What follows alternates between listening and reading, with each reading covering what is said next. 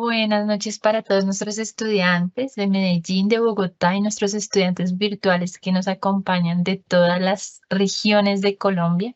Nosotros siempre muy felices de volver a estas aulas abiertas cada 15 días. El día de hoy tenemos a una invitada súper especial, nuestra profesora Isabela Willis. Ella es psicóloga, magíster en estudios humanísticos y además de todo doctora en ciencias humanas y sociales de la Universidad Nacional de Colombia. La profe Isabela es docente de planta en nuestra sede en Medellín.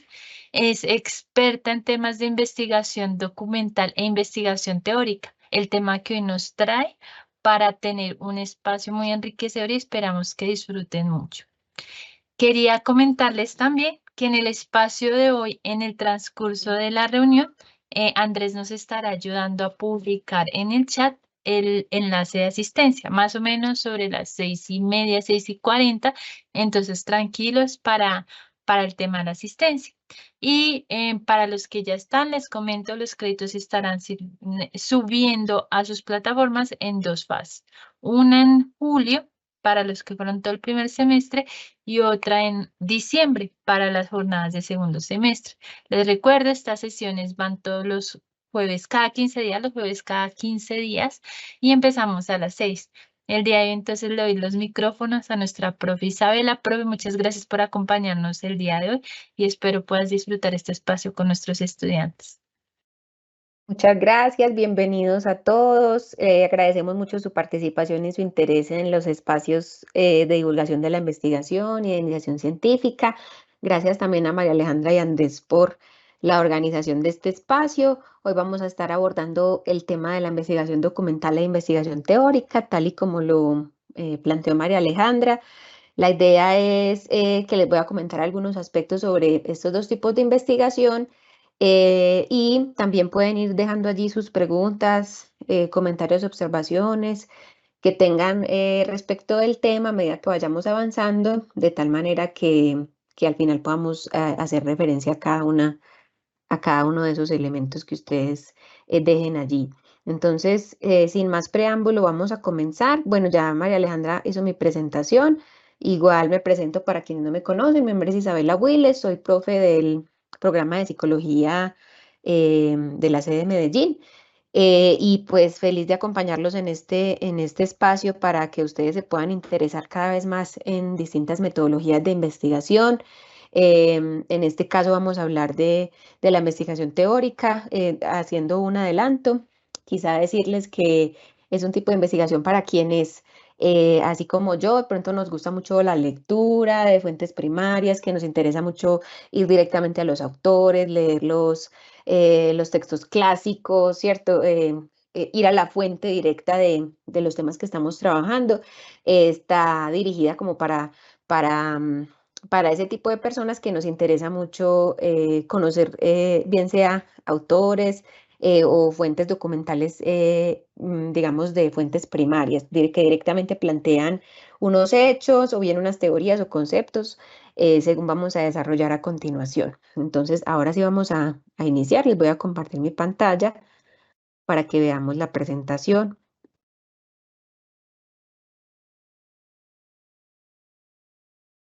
Muy bien, denme un segundo. Allí se ve la presentación. ¿Me confirman? Listo. Sí, profe, la vemos bien. Perfecto, entonces vamos a comenzar. Como saben, entonces el título de este espacio del evento que vamos a compartir ustedes y nosotros el día de hoy es Investigación Documental e Investigación Teórica. Vamos entonces a comenzar haciendo, digamos, una ubicación de este tipo de investigación documental y teórica dentro de las corrientes tradicionales de la investigación y diferenciándola también de otras, ¿cierto? De otras existentes. Entonces, para hablar de investigación documental y teórica, tenemos que diferenciar entre las dos principales metodologías de investigación existentes, ¿cierto? Que son la investigación cualitativa y cuantitativa, que ustedes de manera muy afortunada pues han tenido la posibilidad de explorar en estas aulas abiertas de investigación y por supuesto pues en sus cursos y en sus pensum pues específicos de cada una de las carreras que se encuentran desarrollando. Entonces, en este caso, pues para hablar de investigación documental y teórica, nos vamos a enfocar sobre todo en la investigación cualitativa. Vamos a entender que este tipo de investigación pues es una modalidad de la investigación cualitativa, diferenciándola, por supuesto, como saben, de la investigación cuantitativa. Entonces, repasemos algunos elementos sobre este tipo de investigación, de la cual hace parte, como les digo, por supuesto, lo documental y lo teórico. La investigación cualitativa, como saben, abarca un conjunto de enfoques que se encargan del análisis del lenguaje y los discursos humanos, ¿cierto? Cuando hablamos de investigación cualitativa, lo que nos va a interesar es quizá un discurso escrito, quizá un discurso hablado, ¿cierto? Quizá un texto que vamos a interpretar. En todo caso, vamos a utilizar como ese medio fundamental, esa característica fundamental de los seres humanos, que es el lenguaje, y hacer un análisis del mismo a través de sus distintas manifestaciones, ¿cierto? Vamos a analizar el discurso, ya sea hablado, escrito, de otras formas. La investigación cualitativa también se encarga de indagar sobre los sentidos existentes en torno a un fenómeno particular. Muchas veces cuando hacemos investigación cualitativa, pues lo que nos interesa es profundizar en los significados asociados a un fenómeno particular dentro de una población determinada que elegimos para nuestra investigación, ¿cierto? En este caso, pues en la investigación documental y teórica, directamente no va a ser quizá una población, pero sí va a ser un documento, un texto, un autor o una teoría, ¿cierto? Que elegimos para profundizar en ella. Un tercer punto sobre la investigación cualitativa sería que esta se basa en la profundidad de los datos y no tiene como criterio la representatividad estadística. Este punto es útil, digamos, para recordar, ¿cierto? O reforzar esa diferencia que ustedes ya conocen y que ya han escuchado de parte de sus docentes y demás, respecto a la investigación cualitativa versus investigación cuantitativa, ¿cierto? La investigación cuantitativa pues está basada en datos estadísticos, le interesa recolectar datos de una gran cantidad de personas de una población determinada, busca, digamos, la estandarización, necesita, digamos, de aspectos tales como la representatividad estadística, es decir, evaluar a un número significativo de personas o importante de personas para sacar conclusiones sobre un fenómeno o una fracción pues, de la realidad que estamos estudiando. Sin embargo, la investigación cualitativa, a diferencia de la anterior, se basa más en la profundidad de los datos analizados. Como les digo, aquí el interés es profundizar. Puede que solo tengamos una persona, incluso, con la que vayamos a trabajar, pero a profundidad. O puede que en el caso de la investigación documental y teórica tengamos un texto. Piensen, por ejemplo, en los historiadores, ¿cierto? Aquellos que estudian la carrera de historia. Quizá tienen un texto, ¿cierto? Quizá tienen un texto del siglo XVI, que están ellos intentando incluso reconstruir ciertas partes porque no están muy claras, porque la materialidad del texto puede estar deteriorada o demás, y este es su objeto de estudio, ¿cierto? Entonces, esta investigación, pues lo que busca es profundizar bastante en ese objeto de estudio pues elegido, ¿cierto? No, a diferencia de, como les decía, de lo cuantitativo, pues que le interesa más manejar gran cantidad de datos y gran cantidad de información para derivar de allí datos estadísticos que nos lleven a conclusiones determinadas. Miremos esta cita que nos plantea un autor que vamos a ver más adelante sobre lo que es entonces la investigación cualitativa. Nos dice que la investigación cualitativa tiende a analizar de manera intensiva los conjuntos de datos. Esto con el fin de valorar el descubrimiento abierto en lugar de la verificación de las hipótesis, de enfatizar historias específicas o escenarios en los que las experiencias ocurren en lugar de esperar que los hallazgos perduren en todos los contextos, y de combinar recursivamente la investigación con métodos que requieren de la reflexividad del propio investigador, es decir, de un autoexamen acerca de su influencia en el proceso investigativo. Así que en esta cita, pues digamos, reforzamos lo que les comentaba de la investigación cualitativa.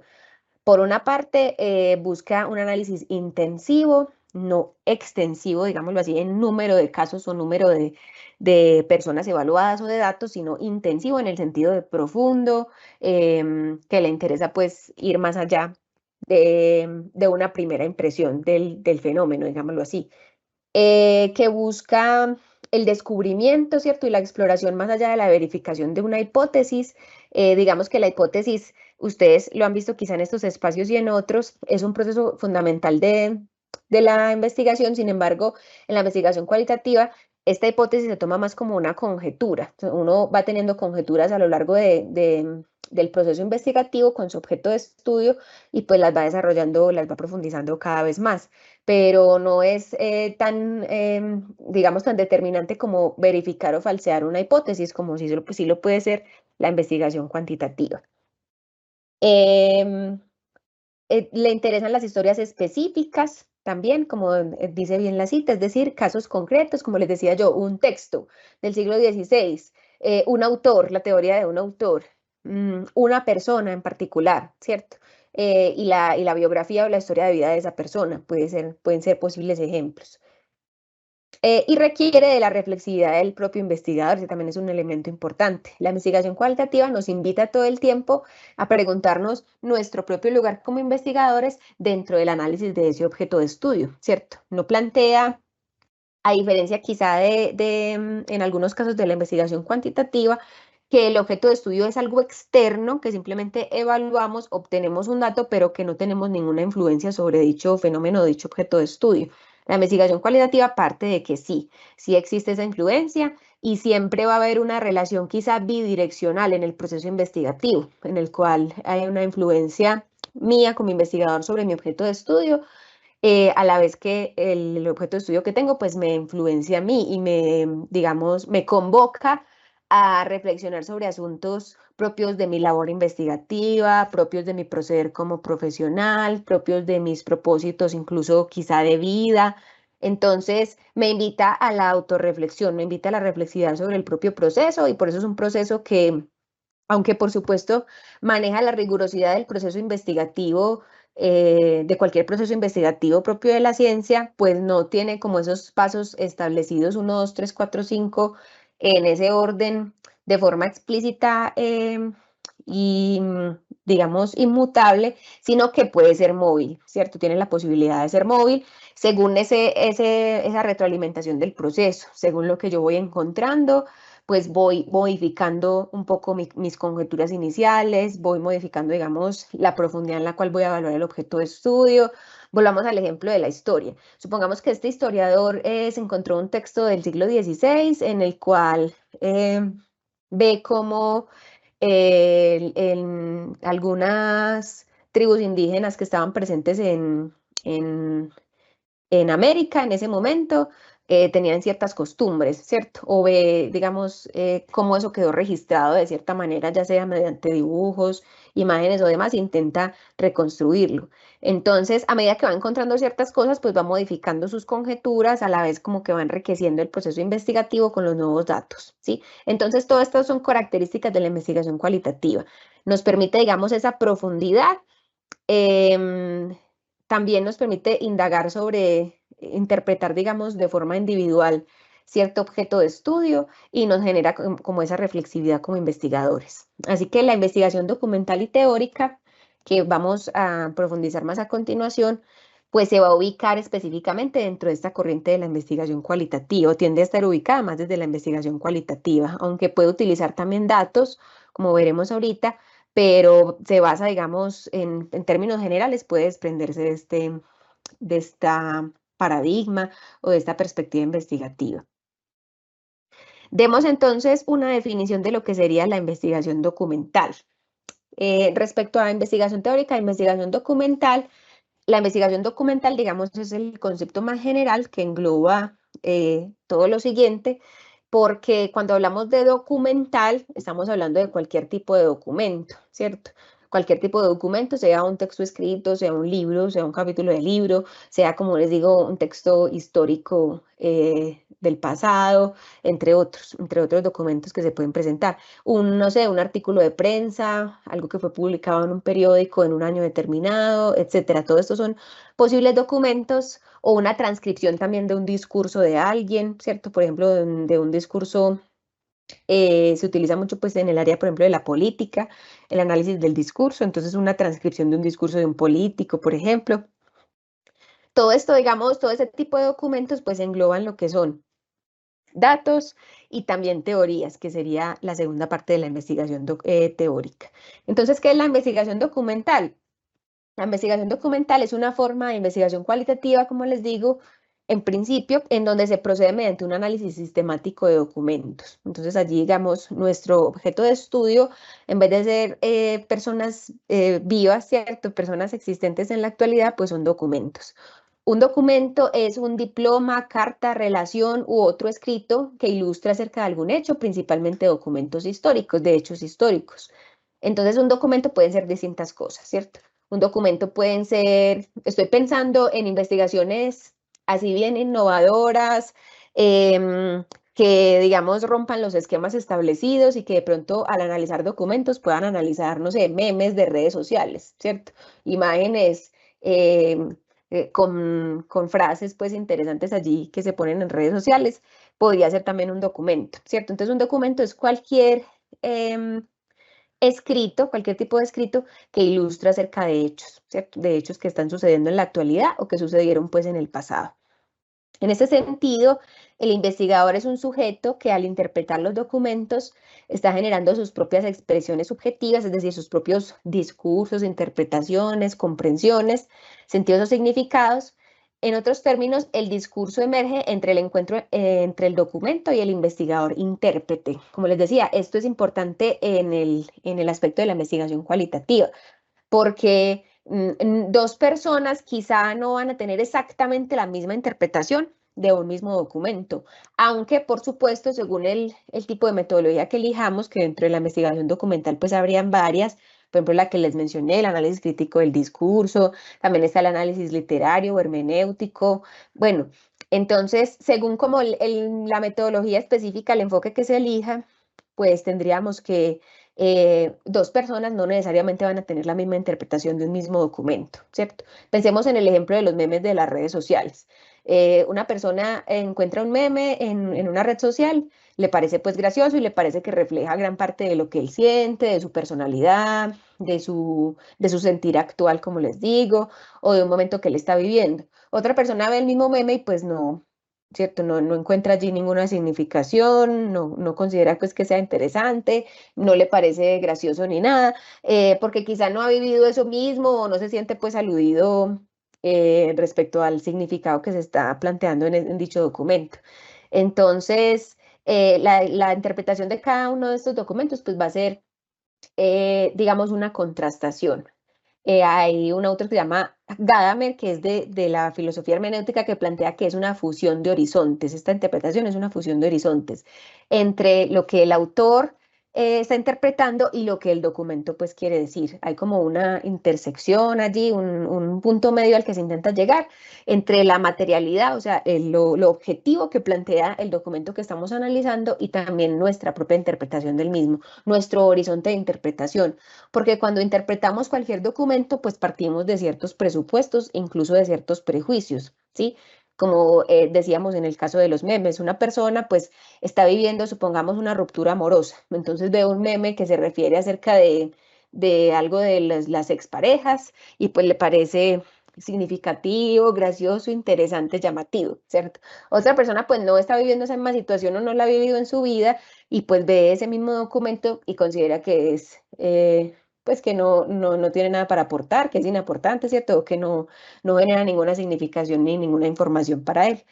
Así que esa fusión de horizontes, como la llama Gadamer, que es la combinación entre la materialidad y la objetividad de un documento y lo que nosotros interpretamos desde nuestro propio marco de referencia, es lo que se realiza pues en la investigación documental.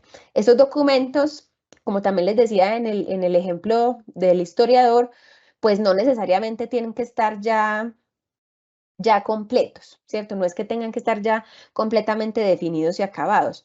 Pueden ser también documentos que están en construcción, ¿cierto? Que son documentos históricos que quizá hay que reconstruir ciertas partes, o que son documentos que están en constante actualización. Hay investigaciones documentales que analizan, por ejemplo, no sé, los documentos internos de una organización, ¿cierto? No sé, supongamos que vamos a analizar a Ecopetrol. Ese es nuestro objeto de estudio. Nos interesa pues los documentos que tiene Ecopetrol y que ha publicado en su página respecto a su gestión interna, algo acerca de su contabilidad, ¿cierto? Vamos a analizar esos documentos. Son documentos que no necesariamente están completamente terminados, sino que pueden estar en construcción que pueden ser preliminares o que son sujetos a constante actualización, por lo cual allí se ve, digamos, el proceso bidireccional en la interpretación. Está lo que yo interpreto como investigador y lo que el mismo documento pues también quiere decir. Ambas cosas se interactúan o se relacionan para dar lugar a una interpretación determinada. También es importante de esta parte de la investigación documental resaltar que es un análisis sistemático de documentos, es decir, como les decía, pues hay distintas metodologías que podemos mencionar más adelante, que ustedes pueden profundizar también para el análisis sistemático de estos documentos. Una investigación documental no es que yo tomé, leí una carta de pronto que en el siglo pasado mi abuelo escribió a sus nietos o a su abuela y me pareció, no sé, muy bonita, interesante, y pues ya eso es una investigación documental, por supuesto que no, pues igual hay una hipótesis, hay un objeto de estudio que se construye, ¿cierto? Quizá hay una serie de documentos que se utilizan para ello, aunque en algunos casos puede ser uno también, en caso de que solo haya un documento disponible. Pero en todo caso, quiero resaltar que es un proceso que se hace con toda la rigurosidad del caso y que debe estar basado pues en metodologías específicas, ¿sí? Pero a veces pensamos cuando vamos a investigar, pues pensamos que nuestra única opción es trabajar con personas reales, pues con personas. Sin embargo, también es viable pues trabajar con distintas formas de documentos escritos que reflejan también esos significados construidos por personas ya sea presentes o del pasado. Algunos ejemplos de investigación documental, los que les decía, los que les comentaba ahorita. Investigaciones históricas basadas en fuentes materiales o escritas, ¿cierto? Vemos a los historiadores, no sé si ustedes han tenido la oportunidad, em, vemos a los historiadores que consultan bibliotecas en donde tienen secciones de archivos de muchos años atrás, ¿cierto? De siglos pasados.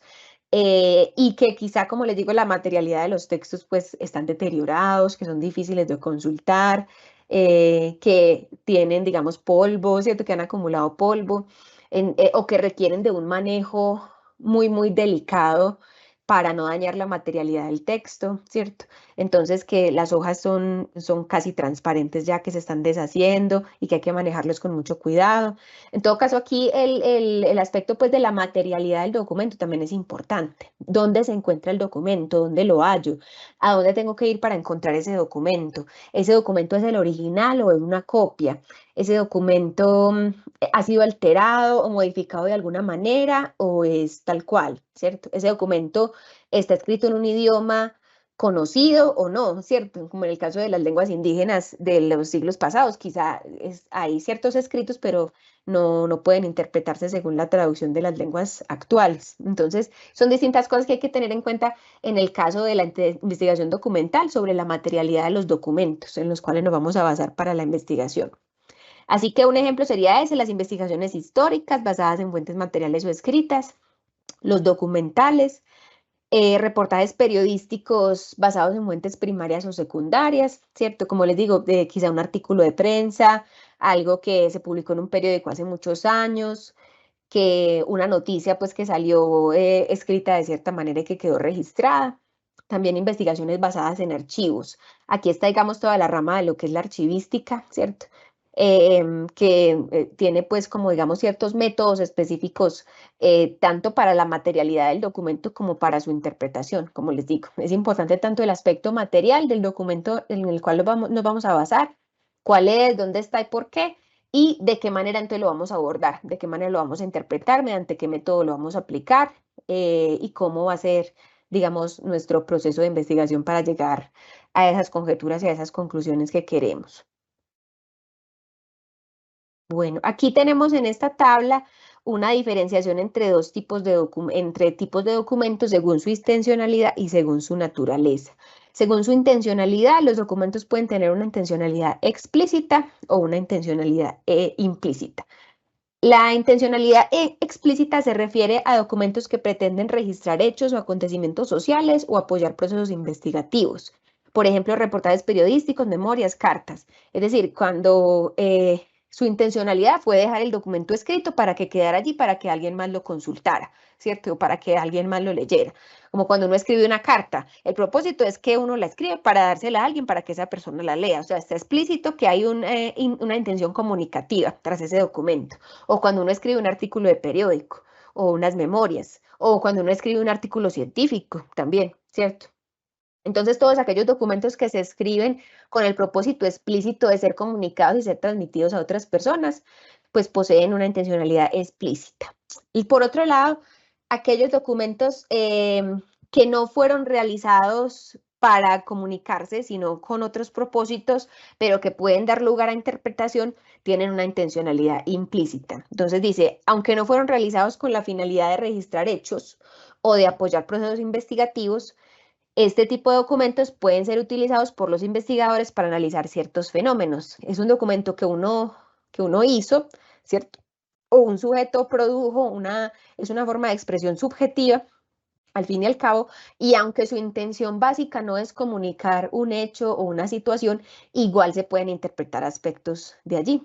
Por ejemplo, pinturas rupestres, lo que les decía, no sé, en los historiadores quizá podrían tomar un dibujo e interpretar allí aspectos sobre la época.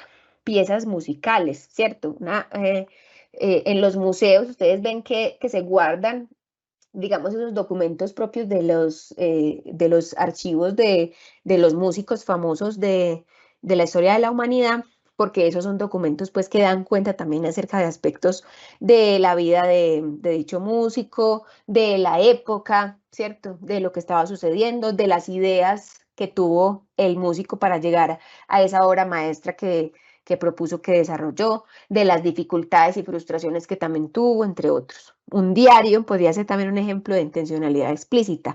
La persona lo escribió con el fin de registrar sus pensamientos, pero no con fines divulgativos. Y de pronto luego se encuentran diarios em, de distintos autores o figuras importantes de la historia de la humanidad, por ejemplo, Charles Darwin. Ustedes quizá han asistido a alguna exposición de él y han identificado que se guardan algunos escritos o documentos propios como de su diario de viaje y de las expediciones que realizó.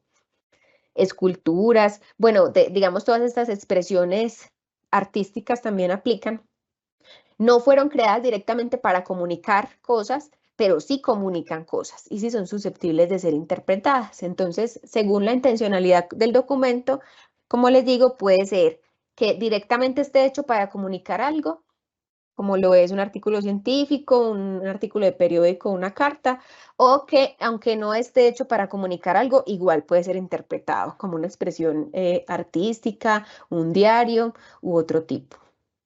También podemos clasificar los tipos de documentos pues según su naturaleza. Podemos decir que hay dos tipos de documentos, escritos y mediáticos. Los documentos escritos son todos aquellos documentos que registran hechos mediante el uso de palabras escritas. Pues creo que la definición pues en sí misma se explica.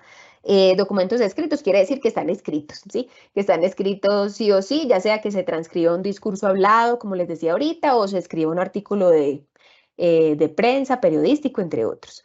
Por ejemplo, documentos oficiales de las administraciones públicas, las leyes, ¿cierto? Las leyes que salen, que salió una nueva ley que rige tal cosa que nos afecta a las universidades porque debemos cambiar nuestro modelo de competencias, lo que sea, ¿cierto? Esto aplica como un documento escrito, por supuesto. Estadísticas oficiales, procesos judiciales, censos, documentos privados tales como cartas, diarios, memorias, material biográfico y autobiográfico, prensa escrita, periódicos y revistas, textos literarios tales como novelas, cuentos y poesías. No hemos mencionado pues el tema de la literatura, pero por supuesto es gran parte o es importante pues mencionarla dentro de la investigación documental. Cuando vamos a interpretar un texto, puede ser un texto literario, ¿cierto? Una novela, un cuento, un poema, ¿sí? Todos estos hacen parte pues también de esos documentos con una intencionalidad explícita y pues en su modalidad escrita. También se encuentran los documentos de tipo mediático. Son documentos visuales, audibles y audiovisuales. Por ejemplo, fotografías, pinturas, esculturas, obras de arquitectura, cerámica, orfebrería, trazos o restos de la cultura material, cine, video, sonovisos, discos, cintas magnefónicas, discos compactos, etcétera, ¿cierto? Entonces pueden ser registros realizados de forma implícita, como decíamos ahorita, pero que igual dan a comunicar o comunican aspectos sobre una época en particular o sobre un fenómeno en particular o una sección de la realidad, como decíamos, como las fotografías, por ejemplo, de las guerras, que ustedes han visto. En Colombia pasa mucho que se registran, digamos, estos hechos atroces en fotografías y pues estas quedan como parte del patrimonio cultural y de la historia de una comunidad y de un país, ¿cierto? Porque reflejan situaciones propias del momento que son quizá inalcanzables por medio del lenguaje, ¿cierto? Que es que quizá si relatáramos lo que vemos en la fotografía, puede ser simplemente un niño con su cara triste y de pronto sucio de tierra. Esa puede ser la fotografía, pero en un contexto determinado, por ejemplo, en un contexto de guerra, uno ve esa fotografía y uno comprende un montón de significados asociados a lo que estaba pasando, a la implicación que eso tenía para una comunidad y para una población, a las consecuencias que eso va a tener, digamos, a nivel social. Entonces, solamente esa imagen pues está transmitiendo un montón de significados asociados a ella, no de forma escrita mediante el lenguaje, sino en este caso pues en forma de imagen. Así con cada uno de las expresiones artísticas que decíamos ahorita, el cine, una película, ¿cierto? Una película, una investigación documental puede ser en base a analizar ciertas películas, ¿cierto? Que tratan sobre cierto tema, que es nuestro objeto de estudio y que tenemos una conjetura de que allí se puede ver tal cosa relacionada con una parte de la realidad que queremos explicar, que ese es el objetivo pues de toda investigación, ¿cierto? Entonces, cualquiera de estos pueden ser incluso objetos técnicos o registros en todo caso de expresiones subjetivas, pues nos sirven como documentos y como base para nuestras investigaciones o pueden servir como base para investigaciones, dependiendo del enfoque que tengamos. Y por supuesto, como les digo desde el principio, siguiendo metodologías rigurosas y que hagan un buen uso, pues por supuesto, del método científico. Como una subdivisión de la investigación documental tenemos la investigación teórica, que también nos interesa mucho explorar el día de hoy, pues como nuestro tema principal, ¿cierto? Como les adelantaba al inicio, pues la investigación teórica va a ser esa parte de la investigación documental que nos va a interesar mucho a quienes nos gusta mucho leer teorías, ¿cierto? Entonces nos interesa mucho leer teorías, entonces de pronto vemos que estamos en una feria del libro y vemos que un autor, no sé, que es un neurocientífico, sacó una nueva teoría acerca de la relación entre el cerebro y la realidad y cómo interpretamos las cosas según las teorías de la neurociencia, y eso nos interesa, ¿cierto? Nos llama la atención. Es un ejemplo, pues, entre otros, por supuesto.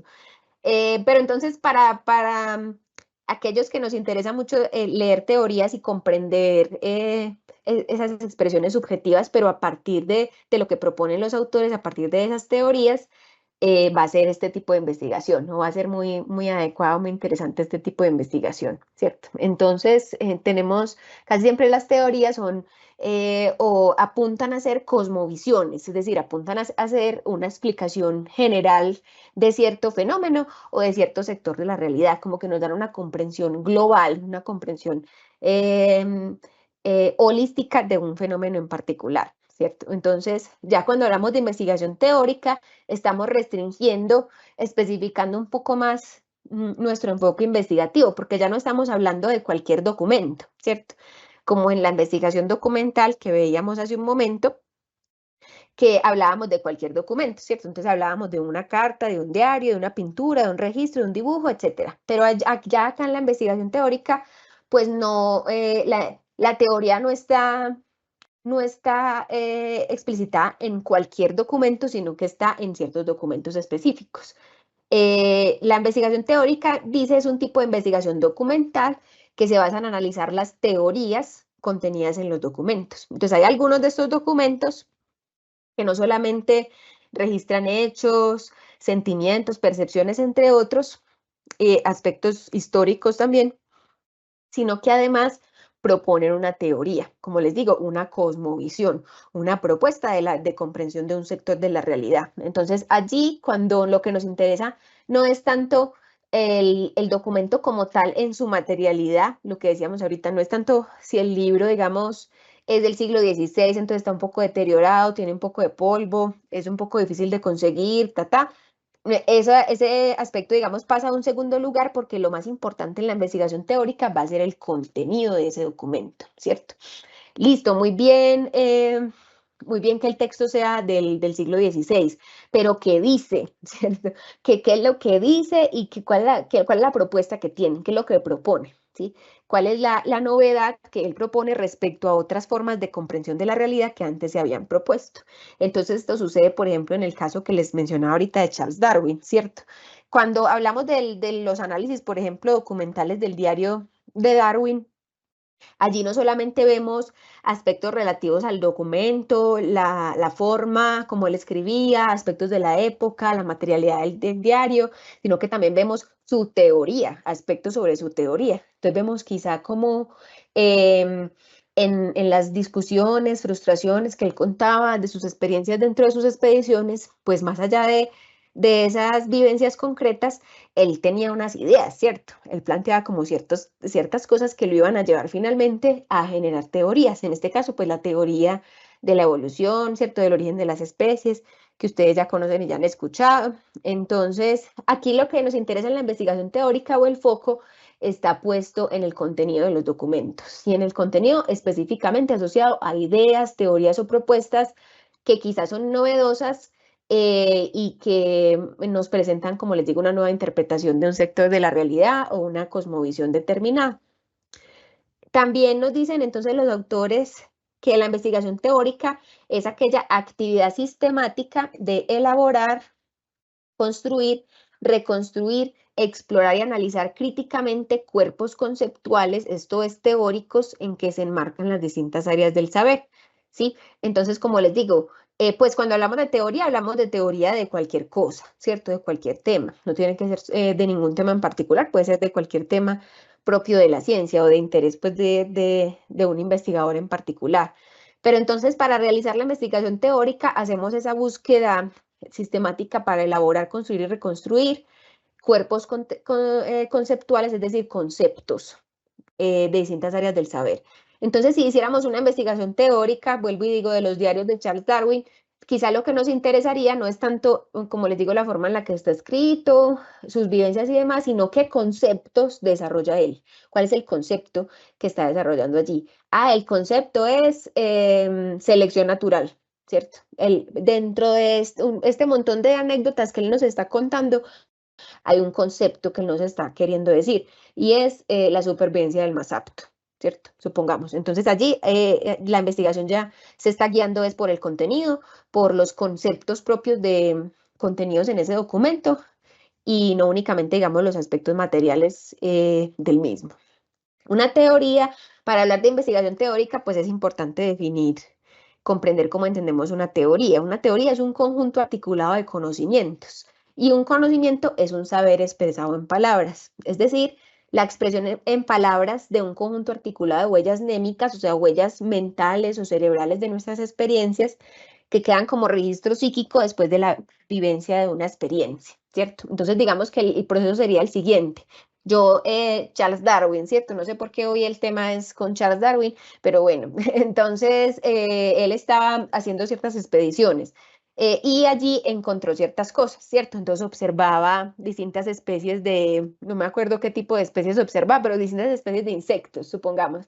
Observaba distintas especies de insectos. Entonces veía que era parecido al otro, pero tenía unas alas más grandes, ¿cierto? Y que esas alas más grandes, pues lo hacían volar más rápido, ¿cierto? Que podía volar más rápido y al poder volar más rápido, pues podía esquivar más fácil a los depredadores, si llegaba una rana de pronto que quería comerse al insecto, entonces él volaba más rápido y demás, y veía que al tener unas alas más grandes, pues ese insecto en particular tenía una ventaja evolutiva sobre el otro, ¿cierto? Que era más posible que ese insecto que tenía alas más grandes, pues sobreviviera más fácil que el otro, porque podía huir de los depredadores más fácil, ¿sí? Entonces, es a partir de estas observaciones de sus experiencias cotidianas en ese momento que él empieza a generar unas reflexiones y a partir de la huella que tiene de esa experiencia, pues va generando unas reflexiones que va articulando en palabras. Cuando esas reflexiones, como les digo, ya no son únicamente sobre sus vivencias y limitadas a la observación, sino que plantean conceptos, entonces se vuelven teorías, ¿cierto? Cuando ya no solamente es ese saber expresado en palabras, que es la definición que vemos allí de conocimiento, sino que ya yo articulo esa serie de conocimientos que he encontrado, allí puedo proponer una teoría, ¿cierto? Una teoría que es la explicación de por qué este insecto tiene alas más grandes que este insecto y por qué me parece a mí, observo que es una ventaja evolutiva que tiene sobre este. Entonces, mi explicación para eso es, claro, es que la naturaleza tiene un mecanismo para identificar cuáles organismos de los que nacen pues van a sobrevivir.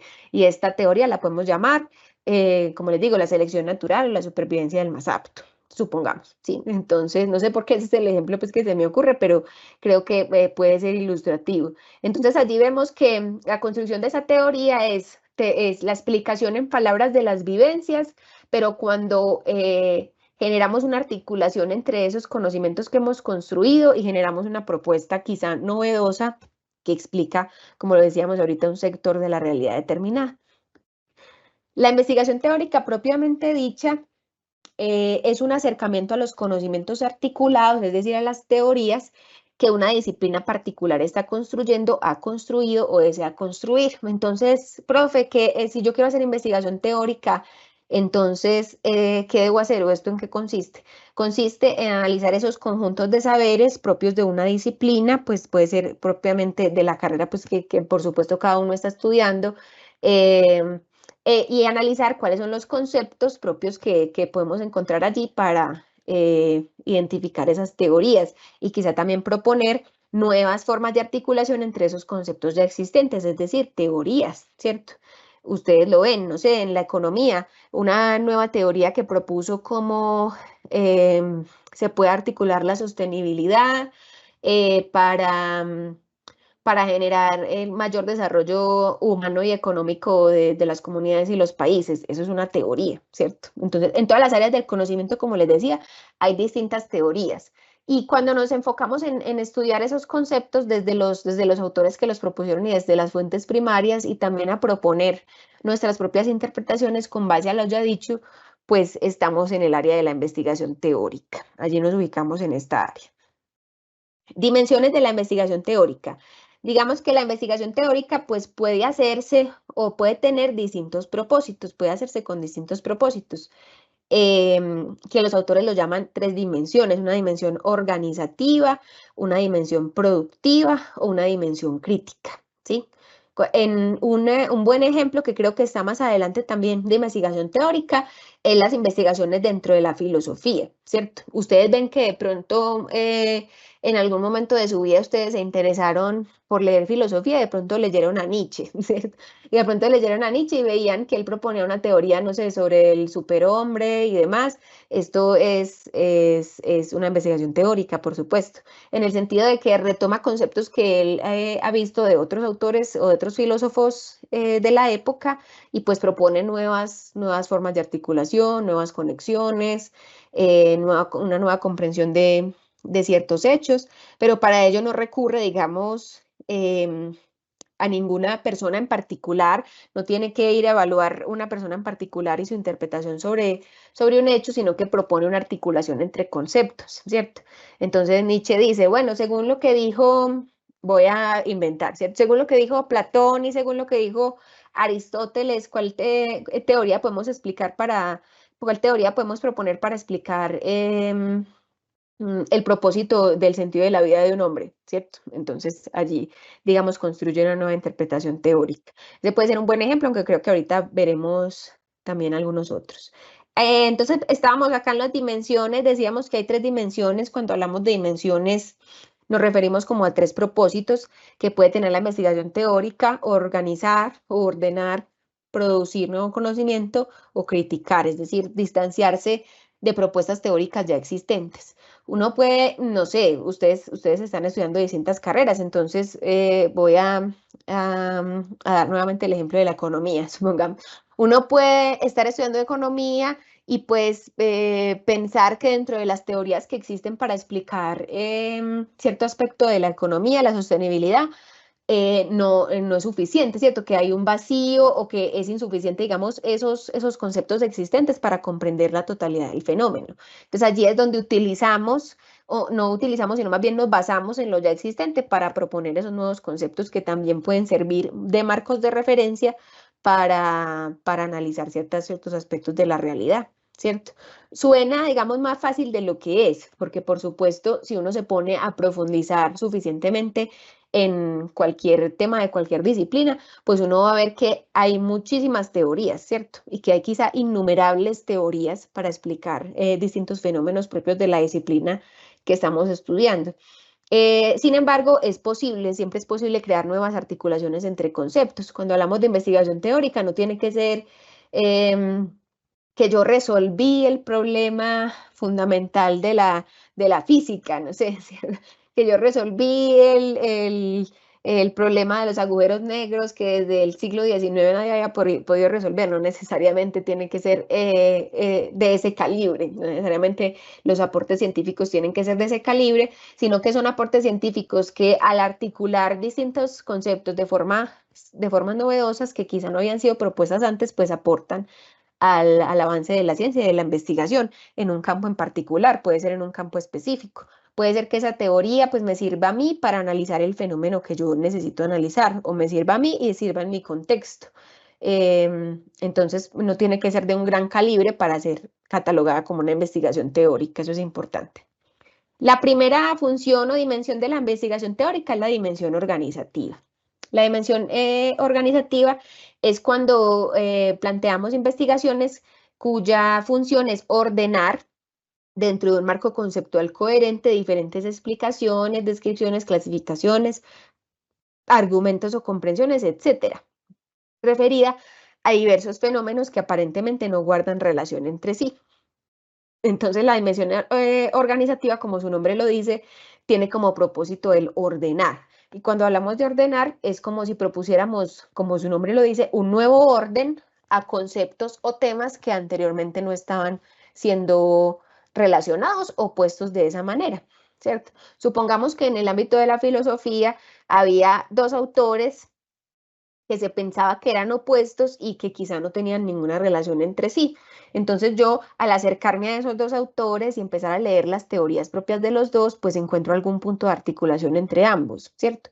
Y genero una investigación teórica de tipo organizativa en donde yo propongo, bueno, dentro del marco conceptual de este autor y de este autor, podemos ver que aunque parten de cosas distintas y analizan cosas distintas, tienen estos puntos de articulación. Eso es una investigación teórica demasiado fructífera y aportante, porque nos da a entender cosas que previamente pues no se habían identificado dentro de dos teorías, por ejemplo. O puede ser pues dentro de una misma teoría también. Existe una teoría para cómo interpretar un diagnóstico de una persona, hablando de la psicología, ¿cierto? Existe una teoría de cómo debemos interpretar los síntomas a la hora de hacer un diagnóstico, ¿cierto? Una teoría, por ejemplo, antes en psicología teníamos una teoría que era categorial y ahora tenemos una teoría que es dimensional. Entonces, antes la propuesta para identificar un diagnóstico era tú sí lo tienes o no lo tienes, ¿cierto? Categorial, o sí está o no está. Mientras que ahora decimos, bueno, hay niveles, ¿cierto? Puede haber grados. Entonces hemos de crear nuevos conceptos para explicar cómo es un trastorno en particular, supongamos un trastorno del espectro autista. Se da desde un grado leve mínimo hasta un grado extremo, ¿cierto? Más grave. Y allí tuvimos que cambiar nuestro marco conceptual, tuvimos que ordenar de una manera distinta esos conceptos que estábamos trabajando. Entonces ya los síntomas que antes de pronto eran una lista inconexa de síntomas o de puntos a tener en cuenta, pues ahora toman otro significado en el aspecto dimensional, porque tú tienes que interpretar esas mismas cosas, pero según un grado de más leve a más grave, ¿cierto? Entonces allí, digamos, pueden ser ejemplos de cómo ordenar de distintas maneras marcos conceptuales nos puede ayudar a comprender mejor un fenómeno de la realidad. La dimensión productiva de la investigación teórica consiste en la creación de nuevo conocimiento. Según Barahona, para generar conocimiento se puede recurrir a dos vías, por medio de la deducción o exploración de hipótesis y consecuencias lógicas, no antes contempladas o escasamente elaboradas en el contexto de un marco conceptual preestablecido, o bien por la formulación de nuevos conceptos o teorías. Entonces aquí es cuando desarrollamos investigación directamente con el propósito de generar nuevas teorías o nuevo conocimiento, ¿cierto? Entonces yo digo, dentro de lo que ya se ha dicho sobre la sostenibilidad, ¿qué puedo decir yo? ¿Qué puedo deducir yo acerca de cómo se está entendiendo este concepto en estos y estos autores? Supongamos, el concepto de sostenibilidad. Eso sería deducción, ¿cierto? Que yo voy como de lo general, de lo que ya está establecido, hacia unas conclusiones más específicas. O bien puedo optar por la inducción, es decir, la formulación de nuevos conceptos y teorías. Entonces yo recopilo una gran cantidad de observaciones y análisis de distintos conceptos, y a partir de allí pues propongo una nueva interpretación que recopila lo anterior y retoma lo anterior, pero va un poco más allá, avanza un poco más allá. Cualquiera de los dos medios pues puede ser útil, digamos, en la producción de teorías científicas. En la dimensión crítica, el propósito de la investigación teórica puede proponerse indagar a fondo conceptos, hipótesis y cuerpos teóricos con el fin de analizar su validez, ¿cierto? Entonces, de nuevo, yo estoy parada en una disciplina y a mí no me parece cómo en la economía se está interpretando el concepto de sostenibilidad. O sea, no estoy de acuerdo con la forma, con el concepto que se está proponiendo y la manera en cómo se está interpretando. La investigación teórica puede ser también crítica, ¿cierto? Analizar cuáles son, digamos, los aspectos criticables de estos cuerpos teóricos o de estas teorías, de estos conceptos, y acercarse, digamos, a una explicación más válida o más sustentada, ¿cierto? A veces la investigación teórica incluso se limita a la dimensión crítica. Yo, por ejemplo, voy a escribir un artículo científico sobre una crítica al concepto de sostenibilidad en tal autor, aunque eso parece muy específico, o en tal tradición teórica. Es viable, ¿cierto? O sea, la crítica también es una forma de producción de conocimiento, en tanto que distanciamiento de paradigmas ya establecidos, de formas de pensamiento quizá caducas, que pueden ser o son susceptibles de ser actualizadas y reactualizadas en el momento actual, con nuevos descubrimientos o demás. Así que en términos generales, toda la investigación teórica, como veíamos ahorita, pues se basa en analizar teorías y conceptos. Pero pues si tenemos que dentro de un marco conceptual lo que vamos a hacer es ordenar ciertos conceptos de una forma en particular, entonces sería organizativa. Si lo que vamos a hacer es producir nuevo conocimiento, ya sea mediante la deducción o la inducción, sería productiva. Y si lo que vamos a hacer es distanciarnos de las propuestas existentes y encontrar quizá vacíos o puntos no explorados, sería la dimensión de tipo crítica. Aquí hay una frase que me parece que puede ser útil para diferenciar esos dos tipos de investigación, la investigación documental y la investigación teórica. Dice, la investigación documental aborda el texto escrito en tanto documento material, o sea, en su materialidad, como les digo, mientras que la investigación teórica aborda la teoría que contiene. Entonces, con esta frase podemos resumir la diferencia entre ambas, ¿cierto? Cuando nos interesa el documento es porque nos interesa no solo lo que dice, sino el documento en su materialidad, su forma, cómo está escrito, dónde está, material, todo.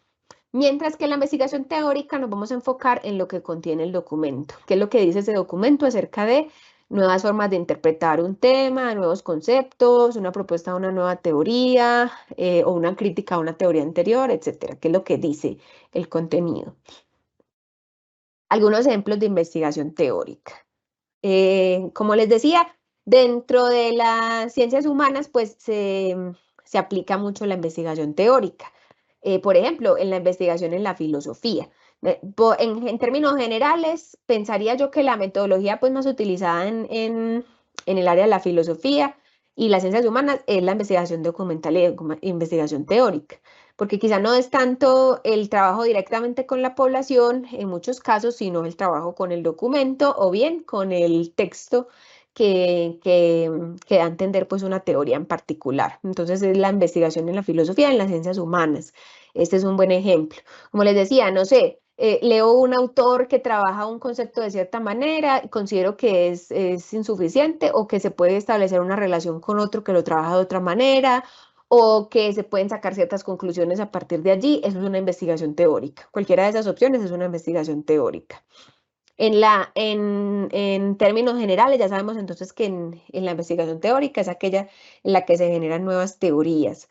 Ya sea que estas teorías, como les digo, no lo veamos como algo tan encumbrado, no tiene que ser algo sumamente, pues un descubrimiento sumamente novedoso, insólito, nunca antes visto, el último descubrimiento en la historia de la ciencia de la humanidad, no necesariamente tiene que ser así, pero sí el esfuerzo por encontrar nuevas formas de presentación, nuevas formas de articulación, nuevas formas de comprensión respecto a lo ya existente, ¿cierto? Que eso continuamente lo estamos haciendo pues en la investigación científica, porque en cualquier investigación que hacemos, pues no, nunca, casi nunca nos quedamos con lo que leemos en los autores o no nos restringimos, nuestra idea no se restringe a lo que encontramos allí, sino que hacemos nuevas elaboraciones, pensamos en posibles formas de desarrollo de los temas, nos imaginamos, digamos, escenarios en los cuales se podría aplicar eso en un escenario distinto. Todo esto, pues,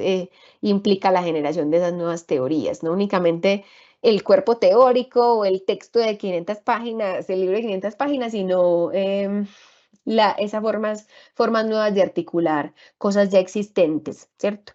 Porque sobre todo en la actualidad, pues nos encontramos con un momento mm, del desarrollo humano y tecnológico en el cual casi que con tanta tecnología que tenemos y tanto acceso a la información, pues ya todo lo tenemos inventado y todo está al alcance de nuestras manos, como ya sabemos, ¿cierto?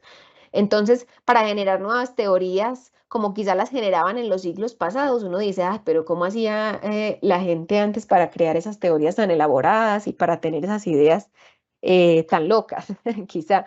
Mientras que en la actualidad, cuando generamos nuevo conocimiento, casi nunca ese conocimiento pues parte de un descubrimiento insólito o inédito, nunca antes visto, sino que más bien son nuevas formas de presentación, nuevas formas de aproximarse a fenómenos ya existentes, consideraciones nuevas sobre puntos que quizá no habían sido trabajados de un autor, de una teoría, de un enfoque, ¿cierto? Todo esto constituyen aportes muy interesantes a la ciencia y cuando, por ejemplo, si hablamos del proceso de publicación y divulgación de la ciencia, cuando una revista científica, supongamos, observa, ve que nosotros escribimos, digamos, un artículo científico y que allí hay un aporte novedoso al área disciplinar en la cual nos estamos desempeñando, eso es pues un aporte interesante y es algo pues sumamente publicable, aportante pues al proceso de divulgación científica. Así que no pensemos que es algo inalcanzable, más bien pensemos que es algo en el que debemos emplear, digamos, nuestra creatividad, pero no solo eso, sino nuestra disposición para conocer la tradición, porque también nos pasa algo en la actualidad que es como una reflexión pues que yo me genero y es que a veces tenemos muchas ideas y queremos hacer muchas cosas y tenemos muchos ánimos para proponer nuevas cosas, pero de pronto el ritmo de vida acelerado que manejamos y demás nos lleva a desconocer la tradición, ¿cierto? O a desconocer lo ya establecido o lo ya propuesto sobre un tema en particular. Entonces tenemos muchas ideas, ¿cierto? Ustedes saben que yo soy profe de psicología, entonces en primer semestre varios estudiantes llegan donde mí y me dicen, no, no, han visto dos clases, ¿cierto? Han visto dos clases de psicología y llegan donde mí y me dicen, porque son brillantes, y me dicen, profe, ya tengo la respuesta, ¿cierto? Tengo una teoría, ya sé cuál es la teoría que voy a proponer, voy a combinar tal cosa con tal otra y voy a decir que eso existe porque tal otra y lo voy a relacionar con tal tema. Y llegan, pues, digamos, con muchas ideas y con una excelente proactividad, actitud proactiva frente al conocimiento. Pero lo que les hace falta muchas veces a estos estudiantes y a cualquier persona, pues porque todos estamos en proceso de aprendizaje, es conocer un poco más de la tradición. Cuando conocemos un poco más de la tradición, nos damos el tiempo de sumergirnos en un campo disciplinario, en un campo teórico que nos gusta, de leer. Si nos interesa la sostenibilidad, vamos a leer todos los libros que encontremos sobre ese tema de sostenibilidad. Ah, profe, que es que son muchos. Bueno, vamos a priorizar, ¿cierto? Vamos a comenzar por cierta área o cierto autor. Elegimos y tomamos decisiones en ese proceso, pero vamos a tomarnos el tiempo de empaparnos, digamos, de esas tradiciones teóricas ya existentes y propias de nuestra disciplina para poder generar nuevas teorías. No solo se restringe a la parte de la idea, que me parece que es sumamente rescatable y brillante, sino que también necesita como de esa base sólida y de ese fundamento previo de que realmente conozcamos qué es lo que se ha dicho, por un lado, por lo que siempre quizá nos dicen nuestros profesores, y es que para qué vamos a decir algo pues que ya se dijo, no vamos a repetir algo que ya se dijo. Además, si intentamos hacer una divulgación científica con algo ya existente, pues eso no va a tener ninguna validez, ¿cierto? Nos van a rechazar el artículo, nos van a decir que ese tema ya se habló, o nos van a hacer una pregunta y nos van a corchar. Entonces, esa no es la idea, pero sí empaparnos muy bien de esa tradición teórica de la cual provenimos. Entonces, a los estudiantes de psicología que yo les doy clase y que tienen una teoría en su mente sobre cómo van a resolver el dilema de las teorías psicológicas, supongamos, yo les digo que sí, que me parece muy bien y que tengan esa idea en la mente, pero les pongo la tarea de leer y de informarse sobre el tema con mucha profundidad, con muchos autores, porque allí van a hablar con mucho más fundamento, van a saber qué personas han hablado de lo que ellos ya han dicho previamente, y de qué modo pueden ellos ubicar su propuesta teórica dentro de la tradición disciplinar de lo que se ha venido desarrollando también en un campo en particular, ¿cierto? Entonces, porque de esa manera funciona la ciencia. No únicamente a base de ideas y creatividad, que es una parte fundamental que creo que ustedes la han reforzado también en las aulas abiertas, sino también a base de trabajo, ¿cómo lo llamáramos? Como trabajo artesanal, ¿cierto? El trabajo de sentarse a leer o de sentarse a escribir y articular las ideas de una forma coherente, clara, eh,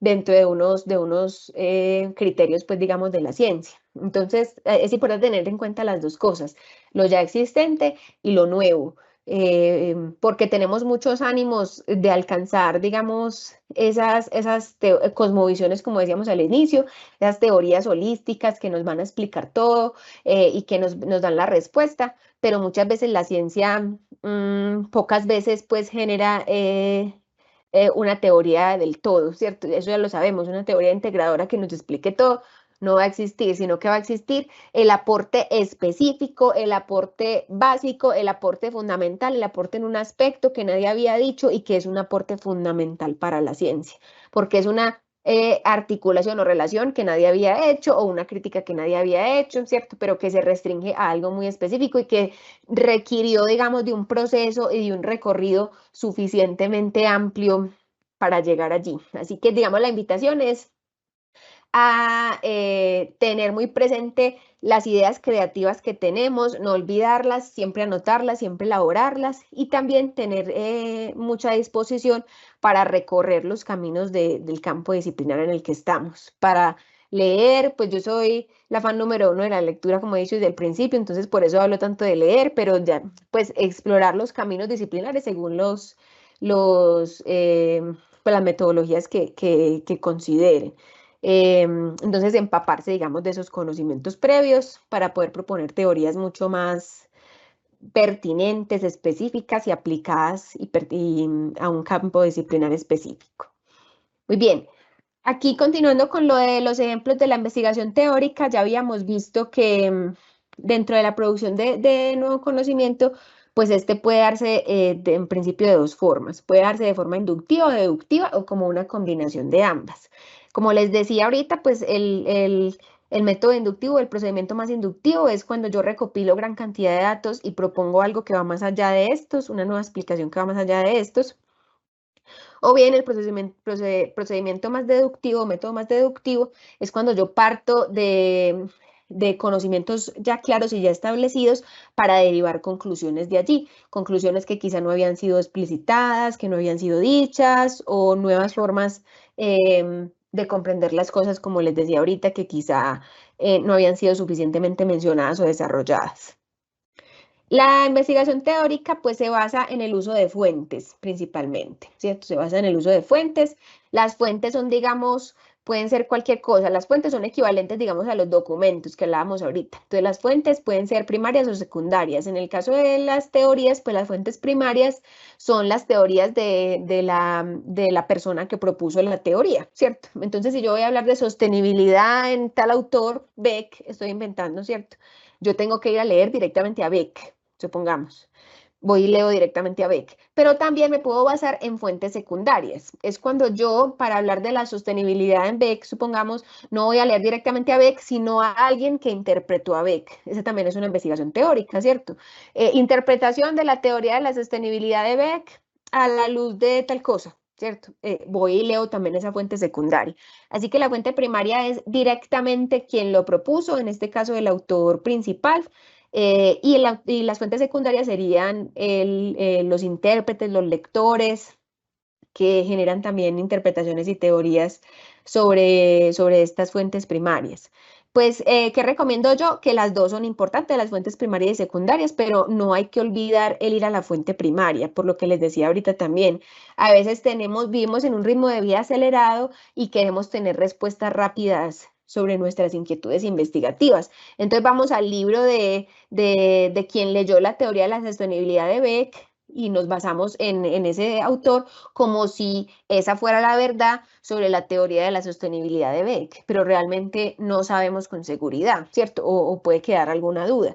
Entonces, siempre es recomendable ir directamente a la fuente primaria. Y es que si yo voy a hablar de la teoría de la sostenibilidad de Beck, que yo vaya directamente al libro que escribió él, ¿cierto? Que escribió él y lo lea yo directamente y lo interprete yo según mis criterios. No solamente me base en la interpretación que hizo tal persona de la teoría de otro, sino que yo directamente también vaya a la fuente primaria. Y pues las fuentes secundarias son más, por lo general son más, proliferan más, pues se encuentran en mayor cantidad y también es importante tenerlas en cuenta. Pero entonces serían los dos, en principio y como más fundamental la primaria y en segundo lugar entonces las fuentes secundarias. Bueno, el último punto que les traje para el día de hoy es profundizar un poco más en un ejemplo de investigación teórica, que sería el ejemplo del estado del arte, ¿cierto? Ustedes cuando hacen cursos de investigación, pues muchas veces los profes, dentro de ese proyecto de investigación formativa o lo que estén desarrollando, casi siempre o algunas veces les han pedido un estado del arte, ¿cierto? Un estado del arte. Pero el estado del arte también, aparte de ser una parte fundamental para la formulación de un proyecto, también puede ser una investigación en sí misma, ¿cierto?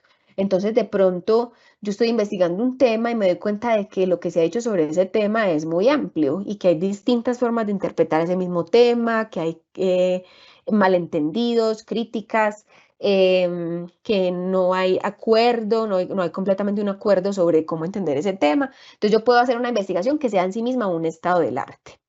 El estado del arte es un tipo de investigación teórica en su modalidad organizativa, ¿cierto? Entonces, ¿se acuerdan que la modalidad organizativa era aquella que nos ayudaba como a organizar, ordenar los conceptos de cierta manera y la presentación de esos conceptos de cierta forma en particular? Eso es un estado del arte.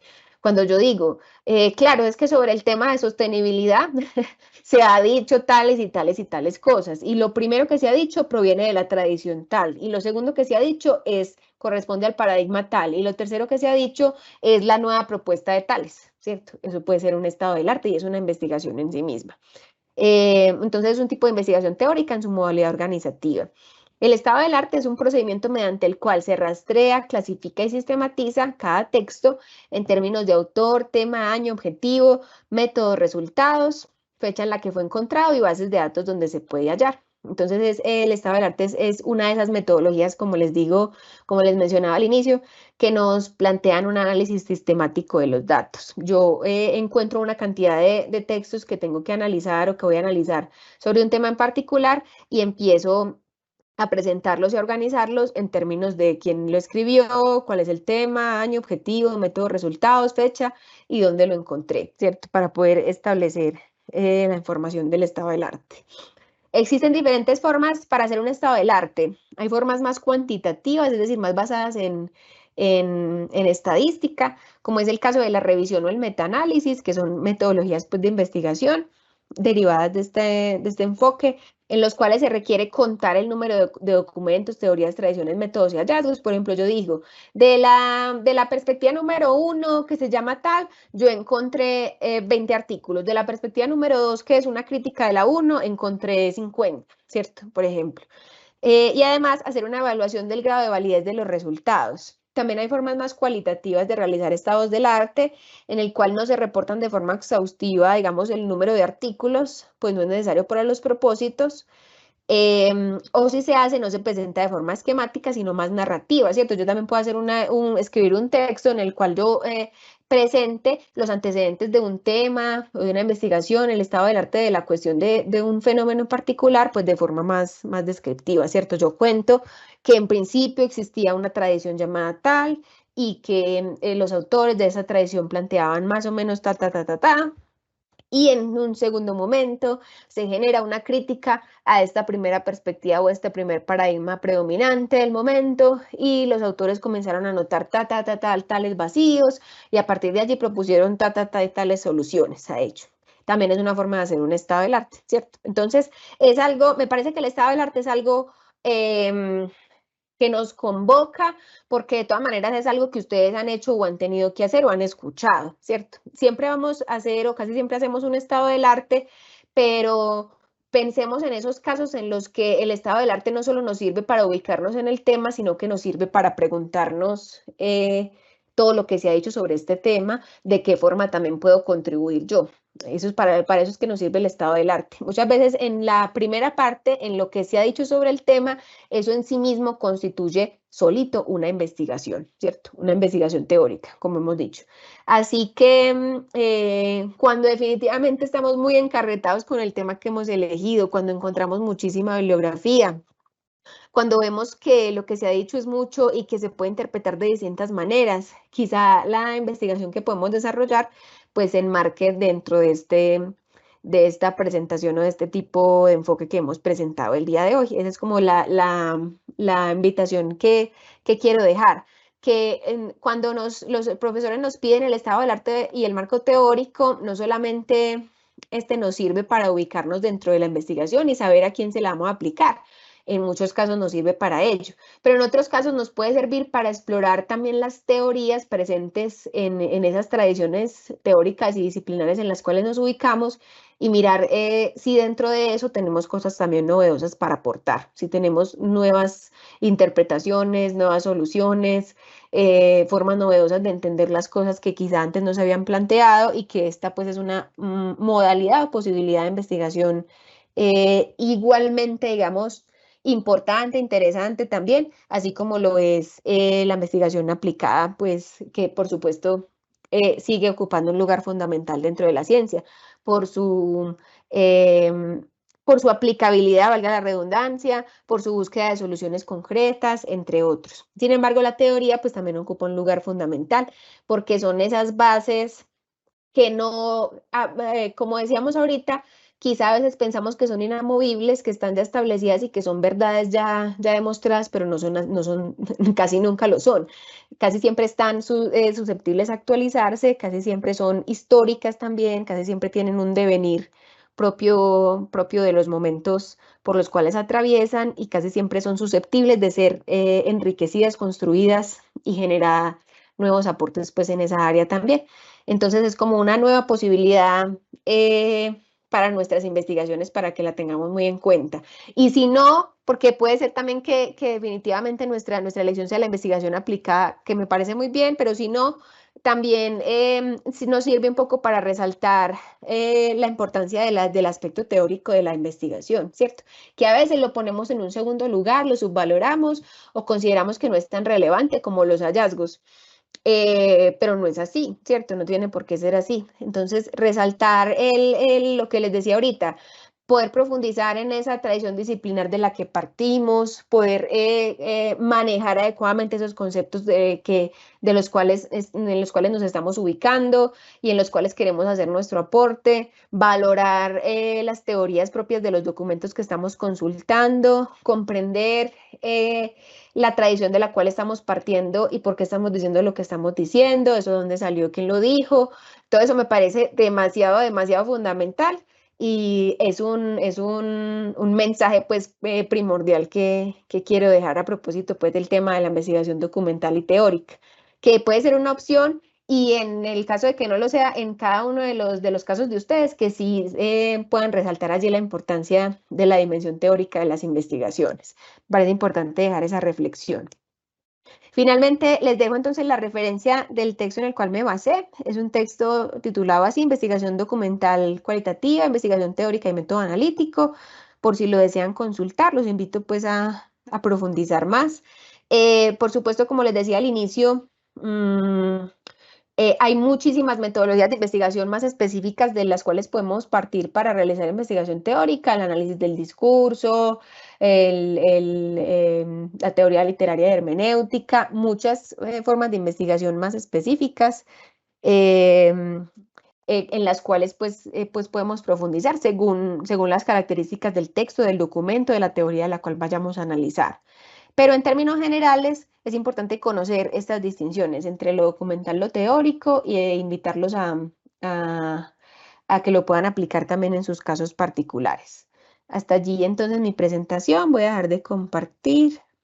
Hola, profe. Bueno, muchas gracias por este espacio. Profe, aquí tenemos algunas preguntas por el chat que te quiero comentar. Entonces nos dice Jenny Edith Martín Osorio, las dimensiones de investigación teórica son excelentes. Esto más como comentario que como pregunta. También nos dice Leonardo León Blanco, si es claro que mediante la investigación cualitativa se produce nuevo conocimiento, o sea, se puede rebatir el existente. Entonces pregunta, ¿es aplicable al método científico, el método científico a la investigación cualitativa? Primera pregunta. ¿O existe un método o métodos aplicables y repetibles a este campo de la investigación? Esas son las dos preguntas que nos hace Leonardo. Mientras tú nos respondes, voy a publicarla y ya te hago otras que nos están haciendo. Claro que sí, muchas gracias a todos por su participación, por las preguntas. Respecto a la pregunta acerca del método científico, yo considero que sí, que hay que considerar la ciencia del método científico como un marco general que nos abarca a todos y que abarca una diversidad y pluralidad de pensamientos y de posibles aplicaciones de ese método y de esas investigaciones. Una posible aplicación de ellos es, digamos, la ciencia basada en datos, la investigación cuantitativa, y otra posible aplicación de ellos en la investigación cualitativa basada en estos textos, documentos, o bien, digamos, en personas y aplicaciones concretas, pero hay que entender, digamos, la ciencia del método científico como un marco general que abarca distintas metodologías igualmente científicas, igualmente válidas y que, digamos, nos va a aportar más o menos según nuestra elección investigativa, ¿cierto? Y nuestros propósitos y demás. Entonces, el manejar esas metodologías de investigación y comprender el propósito de cada una y las limitaciones de cada una es muy importante pues a la hora de desarrollar sus trabajos, investigaciones y sus intereses pues personales. Listo, gracias, profe. Nos dice también Arlene Abdala Sinisterra Angulo, perdóname si mencioné tu nombre mal. Ella nos pregunta, ¿qué técnicas me puedes recomendar para crear una buena cultura en la lectura? Súper buena esa pregunta, me encanta esa pregunta porque, como les digo, uno de mis propósitos quizás es fomentar ese hábito de lectura cada vez más. Bueno, las técnicas más recomendadas en ese sentido son ir de poco a poco, ¿cierto? No intentar, no iniciar, digamos, con lo más complejo y no iniciar de una a leer el texto de 500 páginas de un autor requete difícil, sino quizá ir poco a poco para ir construyendo el hábito de la lectura. Entonces vamos poco a poco quizá leyendo una novela literaria de nuestro interés y vamos leyendo cada vez pocas páginas y vamos aumentando el número de páginas diariamente. Es importante hacerlo diariamente para que podamos construir ese hábito. Con el tiempo iremos viendo que es algo que podemos disfrutar un poco más, que es algo que nos interesa un poco más, siempre y cuando lo hagamos de forma constante, ¿cierto? Y allí podemos introducir cada vez mayor mayor dificultad o mayor, digamos, grado en ese proceso de incrementar el hábito de la lectura. Me parece muy importante y no lo veamos como únicamente una tarea, ¿cierto? Como que me pusieron a leer un texto de 20 páginas para el curso tal, entonces lo tengo que leer. No únicamente tiene que ser así, ¿cierto? También puede ser un gusto que le saquemos a partir de la construcción de ese hábito y ya cuando lo adquiramos va a ser mucho más sencillo y no va a sentirse necesariamente tan dificultuoso. Listo, profe. Y hay una pregunta final también de Arlene Abdala Sinesterra Angulo, y es: ¿qué técnicas de investigación documental e investigativa recomiendas para principiantes? ¿Alguna metodología? Súper, pues aquí no, de pronto no tanto técnicas, pero sí recomendarles los gestores bibliográficos que nos generan una facilidad y nos son una ayuda fundamental en cualquier proceso investigativo. Entonces, si no se han acercado a los gestores bibliográficos, háganlo, ¿cierto? Un Mendeley, un Zotero, distintos programas pues que nos pueden ayudar a gestionar nuestra información, a construir una base de datos de los temas que nos interesan o de los temas relacionados con tal cosa o una tarea de lectura según la relevancia o la pertenencia de un tema. Entonces, acercarse, digamos, a estos gestores bibliográficos creo que va a ser una estrategia fundamental para sacar el mayor provecho de estas lecturas, sobre todo en temas académicos, porque así, digamos, nos va a rendir mucho más, lo vamos a ver mucho más sencillo, no va a ser, digamos, tan complejo. Entonces, también, digamos, quizá en la institución puede haber algunas formas de capacitarse también en estos gestores bibliográficos o con la biblioteca, que a las cuales podemos acudir. Esa sería como la recomendación. Ok, profe, muchas gracias. Bueno, por ahora no veo más preguntas.